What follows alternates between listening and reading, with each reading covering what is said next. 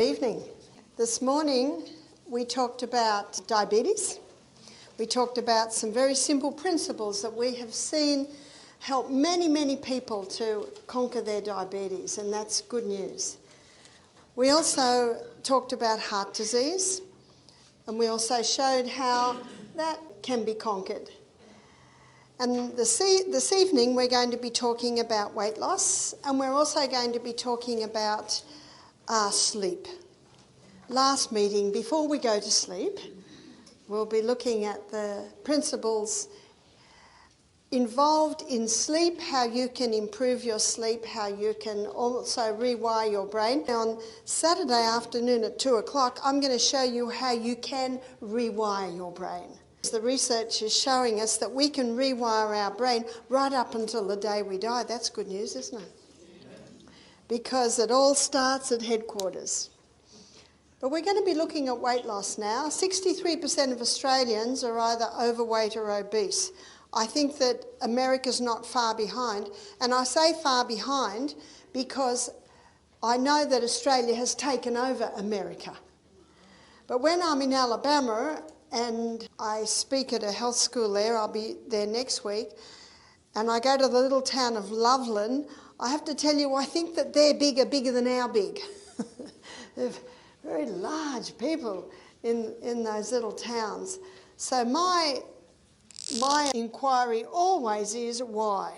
And so the first thing I'm going to look at, and there are a few factors that come together to cause this, and that number one is the food that we're eating. When we looked at the liver, we looked at this. And this morning when we looked at diabetes, we looked at this. So we're going to look at it again in relation to weight. And it's the high carbohydrate diet that many people are eating today. I'm still mastering the art of saying one thing and writing another. So bread is very common. Cereal, there's a whole aisle devoted to cereal. And many people having bread and cereal for breakfast, by mid-morning they're wanting something else, so they reach for, and we're just going to say cakes, etc., because if we say everything, there's not enough room on the board for it. When you go into muffins and croissants and donuts and pasties and pies and pastry, etc., etc., etc. So we're just going to put etc. Also pasta. I'm a fifth generation Australian Scottish descent. I didn't know what pasta and pizza was till I was about 18. So what did I grow up with? Sausages or chops, mashed potatoes, frozen peas or beans every single night of the week, except for Sunday when Mum would do a roast lamb. And everyone I knew ate like that. Our relatives ate like that, the neighbours ate like that. As a fifth generation Australian, I grew up in a little Presbyterian church. Everyone in the church ate like that. I came to the conclusion as a child that everyone in the whole world ate like that, but it's not quite true, is it? When I was about 16, I had a boyfriend who was about 19, and he had a friend who was a vegetarian. I'd never heard of such a thing. I'd never even heard of brown bread. So this was real traditional Australian. I'd never had rice. I don't think I went to a Chinese restaurant till I was about 18, and that's the first time I ate rice. Potatoes, well, we ate potatoes every meal. And last and certainly least in nutritive value is the pure crystallised acid extracted from the sugarcane plant. And as we have looked at this, we've also acknowledged that chose to eat that way. It's just fast. It's there. And we're such a fast society today. Here it is. And we showed how when all of these things break down in the body, they break down to the singular structure of glucose. Our gastrointestinal tract is a hollow tube.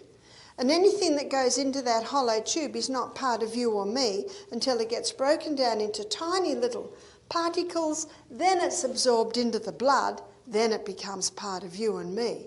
The Bible says in Leviticus 17:11, the life of the flesh is in the blood, because it is the blood that carries the nutrients here to the CBD, the central business district of the human body, is the inside workings of the cell. In fact, one writer called the blood the river of life because of what it carries. So it brings the glucose goes in under the action of insulin, goes through the 20-step pathway. I'm sure everyone's very familiar with the inside workings of the cell now. And that 20-step pathway gives us 2 units of energy. Isn't that why we eat? To get glucose, to run our energy cycles. The result of the 20-step pathway is a chemical form of glucose called pyruvate. And pyruvate, as the chemical form of glucose, gets fed into what's called the powerhouse, because these 8 little chemical reactions, this 8-step pathway, delivers impressive 36 units of energy. And the reason why the 8-step pathway gives 36 units of energy is the presence of oxygen. This is called the aerobic pathway, whereas this pathway is called the anaerobic pathway because it does not use oxygen. It produces energy by the process of fermentation. When we eat the carbohydrates, they're broken down to glucose. The first place the glucose is sent is to the cell. The second place, it is because only so much can go through the energy cycles. Then it is stored as glycogen. We looked at this morning and how that's particularly useful for the diabetic, having these little, well, it's useful for everyone because they're little molecules of glucose sitting in the muscle cell. And that's why the best place to, or the best time to exercise is early morning. Because in early morning, when you're starting to move, some people say, how are we going to get fuel to exercise? It's your glycogen stores already sitting in your muscle cell. And when the cell needs it, it's plucked and it's released. Amazing process. But on the high carbohydrate diet, and this is what a lot of people don't realise, especially when people go on a weight loss diet and stop all the fat, yeah? Fat-free this, fat-free that, fat-free, fat-free, fat-free. And yet what are they eating? Lots of carbohydrates. Fat gives the feeling of satiation or satisfaction. And the best weight loss diet is a diet that stops your hunger. And fat stops the hunger. So what's happening on this high carbohydrate diet? People have eliminated the fat. And they're eating lots and lots and lots of this, not realising that that excess glucose, once we've filled up the energy cycle, we've filled up the glycogen stores, and so now the body sends it to the fat cells. And on this high carbohydrate diet, what's happening to Americans and Australians? They're getting bigger and bigger and bigger. In fact, it's one of the most dangerous fats, because what the body does is it stores it in the areas of the body that's not used a lot, the arms, the belly, the hips, the thighs, and then when that gets all filled up, then it starts to go to the internal organs, weighing them down. And in the book Wheat Belly, notice the title of the book, Wheat Belly, Dr. William Davis, he shows that sugar particularly, sugar and the hybridised wheat, and the hybridised wheat is found in most breads, cakes, cereals, pastas, pizzas. Because it gets the blood sugar level up so high, so fast, as we looked at this morning, then very quickly it's dumped as a visceral fat on the belly. And in the book Wheat Belly, the word wheat belly he uses on just about every page, showing this process. And another fact, another very misunderstood fact, is that glucose burns at 4 calories per gram, whereas fat, it burns 9 calories per gram. Now this piece of information, which is fact, is in just about every weight loss book as proof that if you want to lose weight, don't eat the fat. It's going to give you more than twice the calories. But what the people don't understand is what a calorie is. A calorie is a unit of energy. And if you want a high energy food, what do you eat? Fat. It's going to give you more than twice the units of energy compared to glucose. But if you're eating more calories than you can burn, yes, it's going to be stored. That's why one of the best things that you can do for weight loss is to eat breakfast like a king. I have to admit that I think I eat lunch like a king and breakfast like a queen, but whatever. And sometimes the queen eats as much as the king. Lunch like a queen and then tea like a pauper, or you call it supper. I think that when I say tea, you probably think I mean a cup of tea, but we call an evening meal tea. And as one lady said to me, well, what do paupers eat? I said, sometimes nothing. What many people are doing today, and I see it in many countries I go to, they eat breakfast like the pauper, they eat lunch like the pauper, and the tea or the supper is the king and the queen together. That's like going on a journey, and you start your long journey and you go to the gas station, we call it a petrol station, call it a gas station, and just put a little bit in. And then an hour later, put a little bit more in. And then an hour later, put a little bit more in. And then you've done this all day. And then you finally get to your destination. You go into the gas station and you fill your tank and then park it in the garage. How much sense does that make? And yet that's what most people are doing. Little bit here, little bit there, little bit there. End of the day, king and the queen together. And the body says, finally, we've got some nourishment. And then they say, oh no, they've gone to bed. So what are we going to do with all these calories, these units of energy? We're just going to have to store them. It's really only probably the last 100 years that the main meal has been had at the end of the day. In fact, traditionally, the main meal was always in the middle of the day, especially before electricity, because they didn't have the light at night and it was just more convenient. I was talking to a man who grew up in a little English village. So I was talking to him about 18 years ago, and then he was in his 60s. And he said, the schools closed down, the mines and the businesses closed down, and everyone used to go home and have their main meal. And he said at night we'd have bread and dripping. That was considered something like.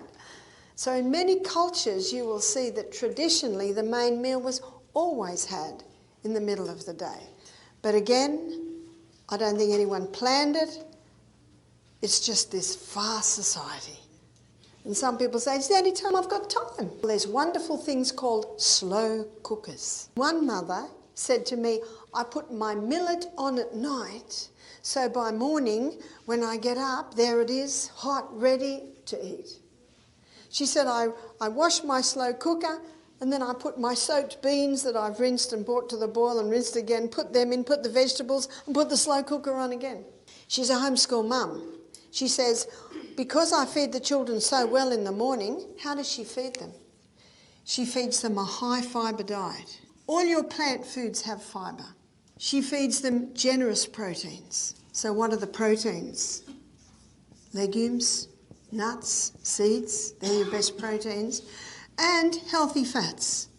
Healthy fats are found in your nuts, your seeds, your coconut oil, olive oil.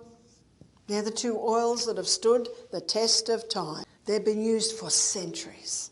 And when white man went to the South Pacific Islands, he said, stop eating the coconut oil. It's going to cause you to be obese. It's going to give you heart disease. It's going to give you diabetes, cancer. And they all said, what's that? And they've been eating the coconut oil for centuries. But they listened to the white man. I was on the Fiji Islands. Do you know, before the white man came, cannibalism was pretty big. There were some scary spiritual practices that they used to partake of. Sometimes if a child happened to walk in an area that was considered sacred, that child had to be thrown in the river to given to the spirit. There were a lot of crazy things there. So the Fijians were freed from many harmful practices. So they listened to the white man. But they could have taught the white man how to eat. So the white man said, stop eating the coconut, it's going to give you all these problems. So they listened.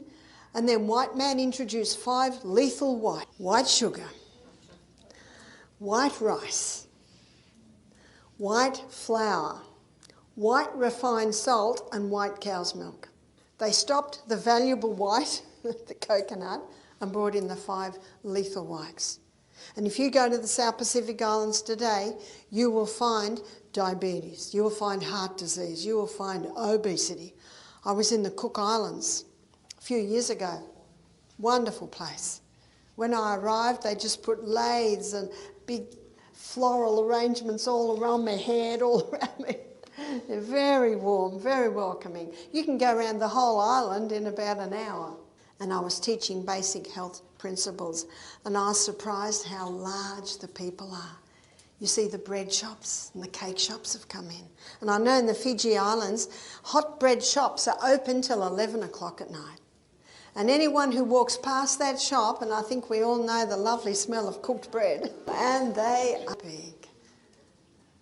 They're obese, they have got disease, not because of the coconut, but because they've stopped the coconut. You see, it's not the fat that makes you fat. It's actually these refined carbohydrates. Now, carbohydrates are not bad. What a relief. We like them. The problem is when they're overdone and refined. So you don't have to stop the carbohydrates. You just have to make sure they're not overdone, they're not refined, and ideally use replacements for the wheat. Because as we looked at in diabetes this morning, in the hybridisation of the wheat, they change the starch structure and it gets the blood sugar level up higher than even refined sugar. And so changing the times that you eat, that makes a big difference. And changing the food you eat makes a huge difference. I was reading the testimony of a chef. He was large, obese.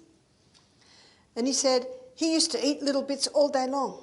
All day long. That's all he'd eat, little bits all day long. He decided to do an experiment.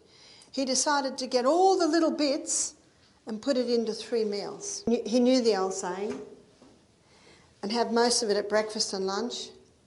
And he lost a lot of weight. And he ate the same amount of food. And he ate the same type of food. He just changed the times when he did it. Because he gave his stomach a break. You see, it's like my husband. He says, I had a 2-hour job to do in the office today. He said, at the end of the day, it's 8 hours later and I still haven't done it. Because he said someone would ring up. Someone would come into the office.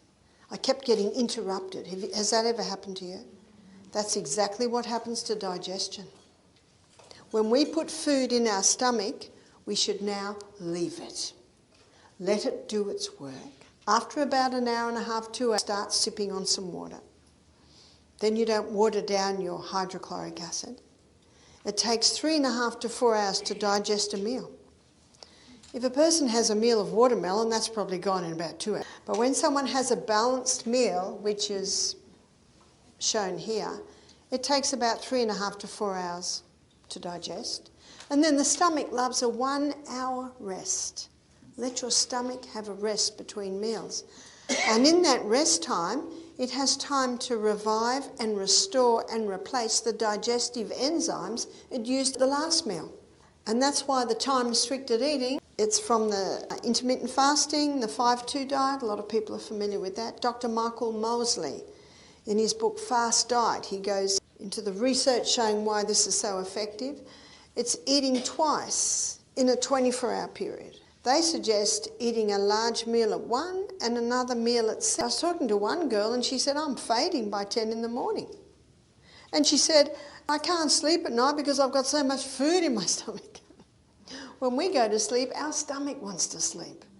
So it's far superior to go back to the old adage that's been around for so many, probably hundreds of years, that we eat breakfast as our main meal, that we have a main meal in the middle of the day, and then if anything's eaten at night, make it very light.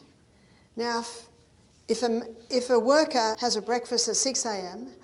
and then has a meal at 12 o'clock, they may need something at night. But if they have the meal at 8 and at 2 or at 9 and at 3, then it's very easy not to eat at night. So you've just got to work out what works for you. One lady said to me, she said, I give my children a really substantial breakfast, and we'll look at illustration of meals in a minute. Should I give them a really substantial breakfast? She said, I just give them an orange for lunch. And she said, when they come home at 3:30, and by the way, how much lunch do kids eat at school? They just want to play, don't they? So she gives them something light, and when they get home, they're hungry. How many kids get home hungry and want to eat, and then they're not wanting to eat their evening meal, and it's too late anyway? So she said, when I see that school bus come, she said, I got the table set. The kids come in, they're hungry, and have the meal there. She said it works so well. She said they never used to eat much at night because they had so much when they got home from school. But husband doesn't come home till maybe 5 or 6, and often he wants quiet. So he's very happy to just eat quietly by himself. And maybe the lady who wants to lose weight, she'll sit with her husband and drink peppermint tea, or maybe she'll just have a bowl of salad. One lady said, but Barbara, that's when my family's together. My teenagers, my husband. I said, well, just make it a lighter meal. Make it soup. Make it a bowl of soup and crackers. Crackers digest easily, much easier than bread. So it all depends. See, some of my boys, they go to the gym, they have breakfast at 6, they have another meal at midday, and then they have a big meal at night, then they go to the gym, so that works for them. So you're the doctor. You've got to work out what works for you. But that's the basic principle, having the main meal at the beginning of the day. What the researchers have found, Dr. Atkins found this. Remember Dr. Atkins way back in the 80s? And he first made this probably most famous. He's one of the first ones that officially blew the whistle on the dangers of the high carbs. And I think his story is very interesting. I was never interested in reading his book because I eat plants. And I don't say I'm a vegan because I've been in some circles. In fact, I was in a conference probably last year, and for dessert they had carrot cake. And, oh, it looked nice. And then they had this white fluff on top. And I said, what's that? And they said, oh, it's vegan. And I said, I know cow's cream. I know coconut cream. What's that? And then they bought this spray can. And you press the button and this white fluff comes out. Do you know that chemicals are vegan? Do you know that sugar's vegan? And I said, I'll just have the carrot cake, thanks. I like to know what's going in me. So I actually don't say vegan because, I don't know, some people are reading some of this stuff. I don't know whether you'd even call it food, but vegan's vegan. So I say I'm plant. So I eat plants. So I was not really interested in reading Dr. Atkins' book because everyone says it's just meat, dairy, cream, butter, cheese, eggs. That's what his diet is. So I thought, well, I'm not interested in that because I don't eat that. But we had a man come into our program. This would be maybe 18 years ago now. And he said, no, you're not going to like it, Barbara, but I do very well on the Atkins diet. And when I go off the Atkins diet, I go down. Now, every good health professional, what will they do? They will listen. I can't argue against that. And I want to know why.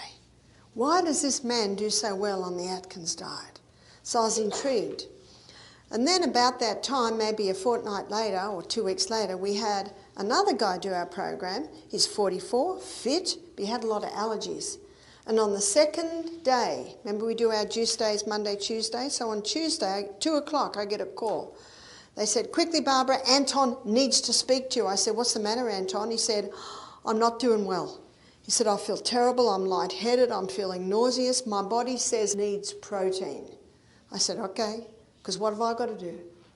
I've got to listen. So I made him up a protein drink. At that stage, we weren't giving protein drinks to our guests. I didn't understand the 3 phases of the liver detox at that stage. It's actually only been known probably since 2000. So I gave him a protein drink. I saw him 10 minutes later. He said, thanks, that's good. So again, my mind starts to work. Why did that man go well on the Atkins diet? Why did that man need protein? And then the next piece of information in the equation, I was staying at a friend's house and I was staying in the spare room, and when I woke up in the morning, there's the bookcase at the end of the bed, and I love reading. I'm an avid reader. My eyes are going through, and there was one book that seemed to just jump out at me, Dr. Atkins' New Revolutionary Diet. Righto, I said, I'll look at it. I couldn't put it down. It's a fascinating book. His research and his story is very interesting. I went out that day and I bought his book. And this is his story, Dr. Atkins. He said he was a GP, late 40s, putting on a bit of excess weight. He knew his science. He knew that carbohydrates stored as fat, so he decided to do an experiment on himself. He decided to stop all carbohydrates. And he theorised that if he stopped all carbohydrates, his body would start to live on his fat stores. So what did he eat? He chose foods that had no carbohydrate. So his diet was high in protein, meat, butter, cream, cheese, eggs, that's a lot of protein. Fat, meat, butter, cream, cheese, eggs, that's a lot. But something else surprised me that you never hear about. He ate 3 cups of vegetables a day, and 1 cup had to be greens. And so there was the fibre. The weight just fell off him. He theorised right. He wasn't giving carbohydrates to his body, so, well, hardly any, a little bit in the vegetables. So his body started to live on his fat stores. The weight started to drop off him. He was never hungry because these are the 3 foods that give the feeling of satiation, satisfaction. He had lots of energy because your liver can convert protein and fat to glucose if it needs it. It can break down your fat stores to give you glucose. It's called gluconeogenesis, creating glucose from the fat stores. Has he found the perfect diet? Never hungry, lots of energy, weight's falling off him. So he started to put some of his patients on this. It is estimated that 11 million people were helped by his diet. His book was #1 on the New York Times best-selling book list 4 years running. This guy demands some attention. But the problem is that after a while, some of his patients were developing arthritis because this is a high-acid food. In fact, I had a man come to me wanting a consultation when I was in New York a few years ago. He said, I used to be one of Dr. Atkins' patients. He said, I'm a vegetarian, I'm an Adventist, but I was getting overweight, I was getting diabetes, heart disease, so I went to Dr. Atkins, because he's a very famous doctor. And Dr. Atkins, he said, was a very gracious man. He said, I'm sorry, but you're going to have to stop this high carbohydrate diet. So he said, I started eating meat. I didn't eat a lot. I had a lot of vegetables. He said, I didn't get diabetes. He said, my heart problems all resolved. He said, the weight dropped. But he said, I'm getting arthritis. And he said, you are the first nutritionist that hasn't totally slammed Atkins. I'm interested. I said, well, Atkins' theory was correct. It's what I have shown you today. But what you can do superior to Atkins. You can do the plant proteins. You can do the plant fats. Dr. Atkins, on his first stage, he got people down to 20 grams of protein, of starch, carbohydrates a day. There's no need to go that low. All you need to do is greatly reduce the carbohydrates, ideally stop the wheat, eat more vegetables, eat more legumes, nuts and seeds, and you can get a similar result. Because of the results that he was getting, and by the way, his cancer patients were going into remission, people with high cholesterol were coming back to normal. Did everyone hear that? And his patients were eating meat, butter, cream, cheese, eggs. And what are people told to get their cholesterol levels down? They've got to stop the meat, butter, cream, cheese, eggs. So Atkins threw a spanner in the nutrition world's wheel, and it needed the spanner thrown into that wheel. And the only reason his patients got away with it for so long is the 3 cups of vegetables a day, which have an alkalizing effect. But the beauty of the plant proteins, it's much cleaner burning fuel. It doesn't leave an acid waste like the protein does. When I was consulting with this man, he said to me, I believe if Dr. Atkins had read the China study, Atkins would have become a vegetarian. What an interesting comment. You can get those results, but you can do it on a plant diet as long as you do the legumes. And so many people say, legumes, you've got to soak them, you've got to cook them. Well, when you go home tonight, just fill up the saucepan and fill it up with lentils. In the morning, rinse it well, bring it to the boil, rinse it again, put it in your slow cooker. There's lots of shortcuts. Or soak a whole lot, rinse heaps of them and then put them in snap lock bags in the freezer. And you can get organic beans in tins. Just make sure you bring them to the boil and rinse them very well. So it's easy, it need not be difficult. You see, animal protein, it burns at, let's look at protein. Animal protein, only 58% is burnt as fuel. That's 42% waste. That's the acid waste. And that's what Colin Campbell found in his book, The China Study. He could switch cancer cells on and off. We looked at this briefly when we looked at cancer on the first night. Because it's an acid waste. And cancer thrives in an acid environment. We looked at that. Whereas plant protein, it's a lot cleaner burning fuel. It doesn't have that acid waste. So with plant protein, you're getting up to about 80% easy is burnt as fuel. That's a big difference. Your plant protein is a superior protein. What Atkins found, and I found this interesting, he found that these 3 food groups are the essential food groups. Fibre is essential because the colon needs to be swept. We looked at that when we looked at the colon, when we looked at the waste disposal organs. Protein is essential because the crossword bands, remember we looked at the DNA on the first night, it's made up of amino acids. Amino acids is a breakdown from the protein we eat. And it's amino acids that builds the new cells in the body. And 50% of the membrane around every cell in the body is protein. That's essential. Fat is essential. The fat-free diet is a dangerous diet. There are fats that'll kill and there are fats that'll heal. And because there are some killer fats, they've all been dumped in the same basket. What are the killer fats? The altered fats. You see, for centuries, people used the coconut oil and the olive oil. They can be extracted from the flesh of the plant. But those hard seeds, they couldn't really get the oils out until they developed high heat chemical equipment to extract oil from hard seeds. And because they use chemicals and heat, they destroy the oils immediately. So there's clear plastic bottles that have got sunflower oil, peanut oil, soy oil. Don't touch them. They're the oils that can help to damage the arterial wall. They're the dangerous oils. And your deep-fried foods. If you do fry any food, it should be always in a saturated fat because saturated fat is heat-resistant and light-resistant. The heat doesn't destroy them. What about avocado oil? Avocado oil has some saturated fat and some monounsaturated fat. So if you do have avocado oil, it should be first cold pressed. Your brain is the fattiest organ in the body. It must have fat. The myelin sheath that is around that comes out of the nerve cell, it's mostly fat. If someone's on a fat-free diet, on cholesterol-lowering medication, because that fatty substance is mostly cholesterol and it protects the nerve cell.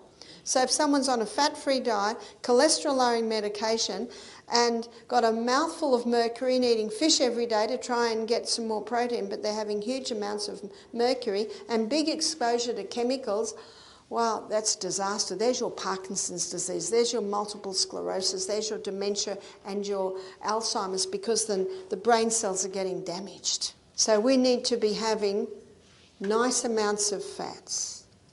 How much? Well, not much. It's a very concentrated food. Maybe a teaspoon a meal, maybe not even that. You don't need much. I don't know about you, but I couldn't drink a cup of oil. No, not attractive. But you would be surprised how much oil a person is consuming when they eat a whole meal of, say, fish and chips and scallops, all that fried food. They're almost consuming nearly, probably between half a cup and 3/4 of a cup of fat. And it's damaged fat. That's the fat that is dangerous. There's no doubt about that. But because there are dangerous fats, unfortunately, they've all been classified as dangerous, but they are not. And we need some. Our brain needs some. 50% of the membrane around every cell in the body is fat, except for the brain cell, 70% fat. So these are the essential food groups. What Dr. Atkins showed, and he went into the medical journals and he found confirmation on this, that the non-essential food group is carbohydrates. And how many people are overdoing the non-essential and missing out on the essential? And what's the result? Obesity, heart disease, diabetes, dementia, Alzheimer's. Hippocrates said, let food be your medicine and mensa be your food. Remember, carbohydrates aren't bad. My husband would never forgive me if the potatoes stopped. It's only when they're overdone and refined. Number 2 for weight loss, low carbohydrate, high fibre, generous protein and healthy fats. I gave the story this morning when I talked about diabetes of Jim, the guy who was a type 1 diabetic and got off all his medication. And do you remember the weight loss he experienced? Quite phenomenal. And it wasn't just that he was eating breakfast like a king, lunch like a queen and tea like a pauper. It wasn't just that he was on a low carbohydrate, high fibre, generous protein and healthy fat diet. It was also the fact that he began to drink more water. He was having 8 to 10 glasses of water a day. And when you start drinking more water, it's also time to start having some whole salt. But it's the 4th point that made a dramatic effect. It all has an effect. And that was the high intensity interval training. What I'm going to do now is I'm going to take you inside the cell and show you why the high intensity interval training is so effective. So this is intervals of high intensity, intervals of recovery, and it's done for a cycle. And Doug McGuff, the heart doctor, he suggests 30 seconds high intensity, 90 seconds recovery for a cycle of 6. There's 15 minutes a day. Sorry, but no excuse. If you haven't got 15 minutes, start to write down how long you're on the computer, how long are you on the phone, how long are you on your iPad, how long do you spend watching television. And you will quickly see time to do some adjustments with your time. What I want to show you is what happens inside the cell when you do the high intensity interval training. Now before I go there, just let me define high intensity. It's anything that gets the heart rate up and the breathing. So Michael and I, we run up hills every day and our recovery is walking down hills and we run up the other hill. When I was in Germany 2 weeks ago, where I was staying was in a little village and the house I stayed with was right up on the side of a hill. So anywhere I went, when I went back home, I had some high intensity. And I found a path through the forest. And I found this path by accident because when I was going on my usual road, I passed a man with a dog. And it was on a big rope and this dog was jumping, trying to get at me, barking ferociously. I was terrifying. And I thought, I got to find somewhere else to walk. I don't want to pass that dog again. And then I found this bush track. They call it forest track. And in this forest track, I got 5 high intensities. And I wasn't even running. It was just walking. And it was a track that was made for a tractor. So it wasn't for a car, because I don't even know if a car would have got up those steep ones. So I was very happy with my track that I found, and the nasty dog didn't go on that track because it was bush. It was a track you could walk. So sometimes you don't even need to run. All I need to do was walk and walk fast up these really steep bits.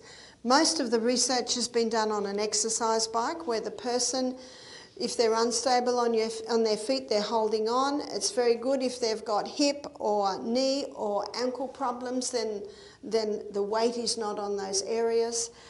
And you can cycle as fast as possible, and then your recovery time can just be slow cycle. It could be swimming, doing laps of the pools. It could be push-ups.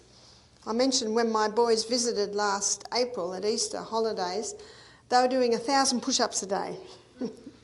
They do it 20 at a time. So they were certainly doing that interval all through the day. And they got out on my back veranda and were doing the pull-ups. The recovery time is really just till you feel it's time to run again or it's time to go fast again. It doesn't have to be 90 seconds, but that's what you're aiming for. Your recovery time is an indication of your fitness. The longer you take to recover, it's usually an indicator that the more unfit you are. And if you take a long time to recover, don't worry about it. This is progressive. That's what Al Sear's book says, progressive acceleration of cardiopulmonary exertion, pace. So as you get stronger, as your body gets fitter, you'll be able to do less recovery time. So let's have a look at what happens inside the cell. This 20-step path, when we looked at this, when we looked at the cancer, it's a very fast pathway. That's the one that consumes about 15 times the glucose of any other cell. But this 8-step pathway is slow. It's a lot slower. And as a rule, this actually feeds quite well into the 8-step pathway, but when you're doing your high intensity, and when you're getting to the end of your first stage of 30 seconds, your 20-step speeds up, your 8-step speeds up. And there's a rate-setting enzyme in there that will always keep this one faster, this one slower. And because of the higher revs of these pathways, more pyruvate is being made than can be fed in to the 8-step pathway. And so what the body does is it stores that excess pyruvate as lactic acid. We've all heard of lactic acid, haven't we? Now, I think one of the most incredible parts of this form of exercise is what I'm about to tell you. When you're in recovery time, so it's like those hills that I was going up a couple of weeks ago, because it was high and then only a little bit of recovery, I would stop and then I'd do my stretches. I'd do arm stretches or I'd do leg stretches. So recovery time is far better if you do some slow movement. In recovery time, your liver converts that lactic acid back to pyruvate. So in recovery time, you're burning just as much fuel as when you're running for your life. Because in recovery time, the liver converts the lactic acid back to pyruvate and feeds it in the powerhouse. So two things are happening there. One, you're burning just as much fuel when you're in recovery time. Two, it mops up your lactic acid. So you aren't getting a build-up of lactic acid. And that's one of the reasons why this is such a powerful form of exercise. And you will find that the majority of trainers today are training their athletes with the high-intensity interval training. Because they have found when they train with the high-intensity interval training, they have got an edge. And that's what it's all about in the competition games, in the Olympic Games, isn't it? Having an edge. I was watching in the games in Beijing. I was travelling a lot, and every time I travelled, I'd be watching it up on the screen. I love watching it, because don't we love excellence? And it was the first time they were doing a 10-kilometre swim, and it was in this big lake in Beijing. And there was it was the American, and I think the Russians were up there, but the favourite was the British girl. But she was about third or fourth. And in the last kilometre, it was just thrilling, she couldn't get past them because of the kicking of their legs. So she had to go sideways, go around them, and she won the race. And I thought, wow, was she training with the high intensity? Because they're giving it everything they've got. But it appears that this just gives an edge. And what I am very thankful to Doug McGuff for, in his book Body by Science, he goes inside the cell and he shows exactly what is happening. But there's more. When you're getting to the end of maybe your third set of high intensity, your glycogen stores have all been used up. Remember that your quick release glucose stores, they're all getting used up. So I think possibly by the end of your third set of high intensity, you've used up your glycogen stores and you're needing more fuel. You've got 3 more to go. And the body sees that.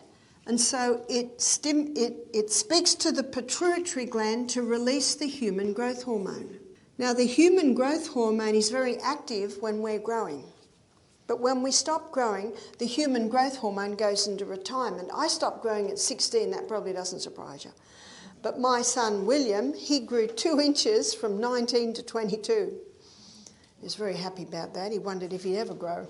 But when we're doing the high intensity exercise and the body sees that we need some more fuel, it causes a release of the human growth hormone, which stimulates a release of hormone-sensitive lipase. So what's hormone-sensitive lipase? Lipase is an enzyme that breaks down fat.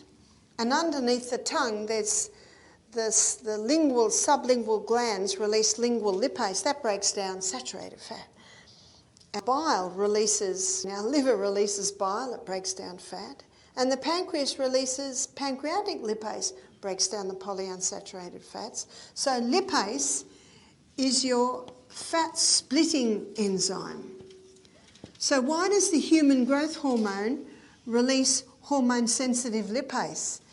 To release the fat stores. The human growth hormone also stops the body from burning glucose as fuel and become a fat burner. We know why it becomes a fat burner because remember what fat's going to do? It's going to give more than twice the units of energy compared to glucose. And we're running for our life. This is a crisis. The human growth hormone also increases the body's ability to utilise protein. This week we've looked at the importance of eating sufficient protein. People that are on this high carbohydrate diet are often protein deficient. Protein's an essential nutrient. We looked at the importance of not drinking with your meals because that waters down the enzymes that break down your protein. Now we're looking at another part, and that is when you implement the high intensity interval training, causing a release of the human growth hormone, it increases the body's ability to utilise the protein. There's more. The human growth hormone increases the circulation of the blood to the skin. Did you know that the movie stars pay $1,000 a week for this? Because their profession is dependent on them looking good. Circulation of the blood to the skin, that slows down the wrinkles, slows down ageing. Well, I'm offering it to you cut price today. 15 minutes of high intensity interval training a day will cause a release of the human growth hormone, which will remain active for 24 hours. What a bargain. Let's compare identical twins. One's living in a rainforest, running up and down hills, got her own garden. She's a very beautiful woman. She loves the forest. Her sister, also very beautiful, has become a model, an actress. She's taking the human growth hormone. But at the age of 40, 45, a few wrinkles are coming and she can't afford the $1,000 a week, so she stops. She ages 2 years and 6 months. She goes and visits her twin sister on the mountaintop. Let's look at these two women at the age of 60. Is there going to be a difference? Yeah. It's going to be a big difference. Maybe the 60-year-old who's been in the hills most of her life has decided to make a bit of money and go into the movies. Perhaps not. There's a lot more important things in life than money. My sister-in-law, her name's Abigail O'Neill. She's married to my brother-in-law, my husband's brother. She started modelling at the age of 36. She's now 49. She looks 18. She looks amazing. And there's a bit of genetics there. She's tall. Her mother's Brazilian. She's got beautiful olive skin, the full lips. Oh, yes. She's very beautiful. Genetics loads the gun, but lifestyle pulls the trigger. She stepped into an area in modelling where there's a gap because most models are smoking too many cigarettes and drinking too much coffee so that they don't put on weight, and the cellulitis comes, the fibromyalgia starts to come, the wrinkles start to appear, and then in steps Abigail O'Neill. One day they said to her, "We don't want a 17-year-old for this photo shoot." She said, "I'm 40. They can't believe it. They say she's the most beautiful model they've worked with. What do you think they're referring to? There are no tantrums on her set.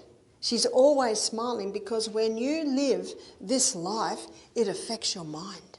She's actually gone really big. You can Google Abigail O'Neill and have a look. But she's an illustration that genetics loads the gun. Yeah, she's got the genes, but lifestyle pulls the trigger. There are many beautiful women. But by the age of 40, they're not looking beautiful anymore. They're put on weight, their body's not working well. She does this every day. In fact, her husband has built her steps at the back of their property, and she runs up and down every day. Last time I saw her was a year ago. I still can't see any wrinkles. She was born with beautiful genes, but she would not look like that today if she didn't live like this. I'm sure the wrinkles will eventually come. But I believe that God meant us to age graciously and beautifully. There's beauty at every single age. But unfortunately, many people are being robbed of quality of life because they've been fed some lies and deceptions. And yet God's way is a way of truth. And God says in 3 John chapter 1 verse 2, he says, "Beloved, I wish above all things that thou mayest prosper and be in health, even as thy soul prospers." That's his aim. Number 4 is exercise. Exercise causes a dramatic weight loss. And yet the beauty of implementing this is that as you lose weight, you don't get the saggy, baggy elephant effect. And John Gabriel, he wrote a book called The Gabriel Method, and he went from, I have to give it to you in kilos, he was 183 kilos, well, that would be probably nearly 400 pounds. And he lost, I think it was 100 kilos, so what's that, 200 pounds? 220. He's now 220, he's now 83 kilos. And he's got a picture of him in his school, four photos. One where he's obese, another where he's a bit slimmer, another where he's a bit slimmer again. He did this in his 40s, and the last photo is muscular, and you can count his abdominal muscle, the six-pack. And when you look, there's no hanging skin. What did he do? He did the high-intensity interval training, and he implemented this. There's one other factor, and this was the mind. And he said that he used to his new body. But you can't lay back on the couch eating a high carbohydrate diet and picture your new body. But it's part of it. It's having faith. Remember, God's way is built on faith and believing that you can recover. Number 6, hormones. On Friday night, I'm going to talk about hormones. And the contraceptive pill, exposure to plastics, exposure to environmental poisons causes a rise in a hormone called estrogen. And estrogen is a cell proliferator. Cell proliferator means causes massive cell growth. And when a person's hormones are out of balance, it's almost impossible to lose weight. Balancing the hormones is another aspect. For some people, this is an important part. For some people, it's a major part. For some people, it's a minor part. For some people, it's not a part. On Friday night, I'll be going through some of the symptoms of a hormonal imbalance, and I'll also be showing you how to restore the balance of the hormones. Yes? Do we need to worry about the heart rate getting too high? And then is there a formula that we need to follow? Yes, there is a formula, and that is breathing through the nose. Now, it's going to be very difficult, but you'll be able to train yourself to breathe in and out through the nose. Because when you breathe in and out through the nose, breathe low, slow and deep, you stimulate your parasympathetic nervous system, which is your peaceful, calming nervous system. So if you do the high-intensity interval training and you're breathing in and out through the mouth, that stimulates your sympathetic nervous system, which is your fight and flight, and that actually intensifies the heart. So long, remember God's LSD? We looked at God's LSD today. Long, slow, deep. Long, slow, deep. It takes a bit of training, and you feel like you're dying, and you feel like you're not getting enough air, but the fact is, when you breathe in and out through your nose, it opens the little tubes at the back of your nose and it balances your blood gases, so your cell, and this is where we need the oxygen, is here.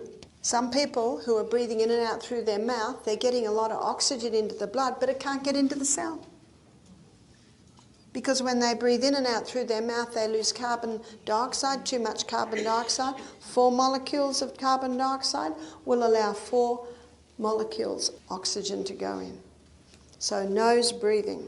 So if ever you feel your heart breathing a bit fast, close your mouth, go low, slow and deep through the nose, and you'll find that that will calm. That will calm.